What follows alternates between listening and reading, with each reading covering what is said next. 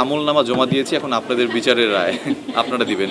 এটা আসলে পুরোটাই বড় চ্যালেঞ্জ ছিল, বিকজ এটা মাসুদ রানাকে নিয়ে করা। তো এখানে চাইলেই আমরা মেইন প্রোটাগনিস্ট, তাকে আমরা ডিফারেন্ট কোনো শেড দিতে পারছিলাম না, তাকে মাসুদ রানা হয়েই আমাদের এক্সিকিউট করতে হচ্ছিল। আর মাসুদ রানা যেহেতু একটা কল্পনার ক্যারেক্টার, তো এক একজনের কল্পনা এক এক ধরনের, সবগুলো কল্পনাকে ম্যাচ করে একটা অ্যাভারেজ কল্পনায় নিয়ে আসাটা অনেক টাফ। সেটা আই থিঙ্ক ডিরেক্টর সাহেব ভালো বলতে পারবেন। আমার মনে হয় যে আমরা যতটুকু পেরেছি চেষ্টা করেছি, বাকিটা এখন আপনাদের মতামতের উপর ডিপেন্ড করবে। ডিরেক্টর হিসেবে উনি কখনোই কম্প্রোমাইজ করতে চায় না ওনার জায়গা থেকে, বিকজ আমরা যখনই যে সিনটা নিতাম সেটার পারফেক্ট শটটা বের করার জন্য উনি আপ্রাণ চেষ্টা করতো, এবং আমাদের মধ্যে সেই এনার্জিটা স্প্রেড আউট করতো যে সবাইকে ওই শটটাকে পারফেক্টলি দিতে হবে। হতে পারে সেটা 2 সেকেন্ডের শট বা 30 সেকেন্ডের, বাট সেটা পারফেক্ট হতে হবে। তো তার এই ব্যাপারটা ছিল। এবং তারপর আমাদের যেহেতু বাংলাদেশে আমাদের সিনেমা ইন্ডাস্ট্রি গ্রো করছে, কিছু বাজেটের তো ইস্যু থাকে অবশ্যই। আমরা যেটা করতে চাই সেটা হয়তো বা বাজেটের অভাবে করতে পারি না, বাট আমাদের ইচ্ছা শক্তি এবং আমাদের যে টেকনিক্যাল নলেজ সেগুলো দিয়ে আমরা চেষ্টা করি কাভার আপ করার।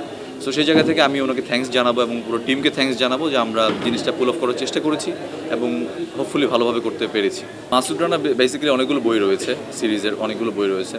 সো সেই জায়গা থেকে আমরা আসলে এটা মাসুদ রানার প্রিকুয়াল ভার্সন হিসেবে রিলিজ করেছি, যে মাসুদ রানা হয়ে ওঠার গল্প এটা বেসিক্যালি। যে আপনারা যে গল্পের বইগুলো পড়েছেন সেগুলো থেকে আপনাদের যে ইমাজিনেশন, এখন সেটা ডিপেন্ড করবে যে আপনারা সিনেমা হলে গিয়ে দেখার পরে আপনাদের ইমাজিনেশনের সাথে মিলাতে পারছেন কিনা। এটা আসলে পুরোটা আপনাদের উপর ডিপেন্ড করবে। আমরা যা করেছি সেটা অলরেডি আমাদের জমা পড়ে গিয়েছে। এখন আই থিঙ্ক এটা বলতে গেলে আমলনামা জমা দিয়েছি, এখন আপনাদের বিচারের রায় আপনারা দিবেন।